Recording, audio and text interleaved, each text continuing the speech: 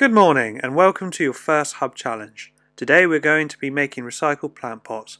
Make sure you watch to the end to receive your challenge instructions. Before we get started, let's collect and prepare all the tools you're going to need to do this task. You're going to need an old newspaper, a pencil, a ruler, a pair of scissors, and finally a paper potter, which I'm sure you all have at home.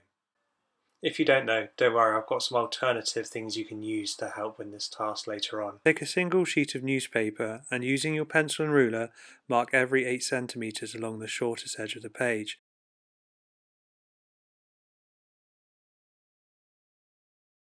Do this again on the opposite side.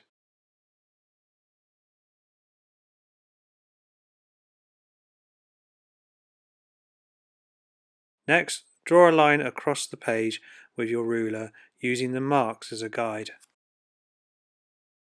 Take your scissors and cut along the lines that you've just drawn so that your newspaper is in neat little strips. Any leftover pieces of newspaper less than 8 centimeters can be thrown away for recycling. Take your paper potter and line it up with the newspaper strip, leaving a couple of centimeters hanging off the end.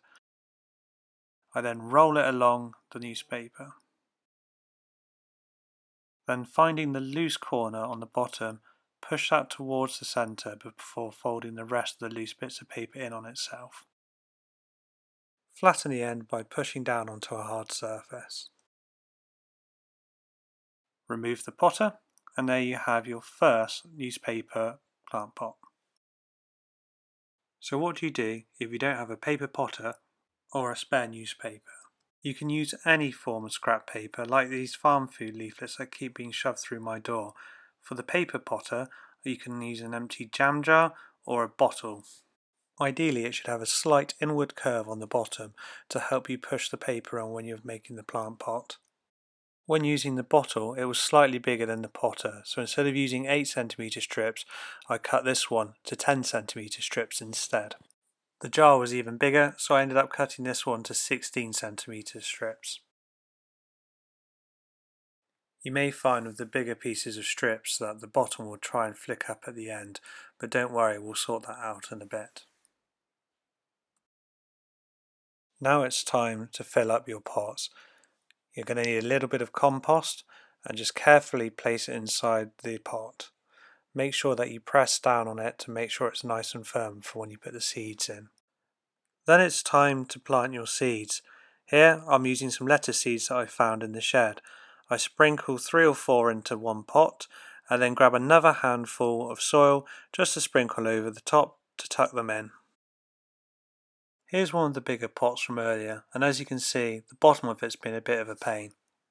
However, once it's filled up with compost, the weight of it will stop it from trying to jump up again. These larger pots would be ideal for seeds such as sunflowers or runner beans. It's also important to remember to clear up your workspace, especially if you're sharing it with someone else.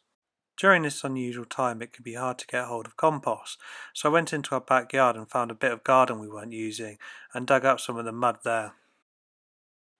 Also, if you're struggling to get hold of seeds, it's worth thinking about all the different types of food that we might eat day to day that may contain seeds. I've set my seed pots up on a windowsill to get some sunlight. I'm also using an old tin lid as a drip tray, because being made out of newspaper means any water will drip through and get me in trouble with the wife. So your challenge for this week is to make at least one plant pot using the way I've just shown you now, and also to come up with another idea how to make another type of plant pot using recyclables at home. Don't forget to get any videos and photographs of you doing the task to me by Friday 12 PM so it can be part of the Friday evening big reveal. Remember to tune in on Wednesday morning to get your midweek creative challenge as well. Good luck, and if you have any questions, feel free to ask me over Facebook chat.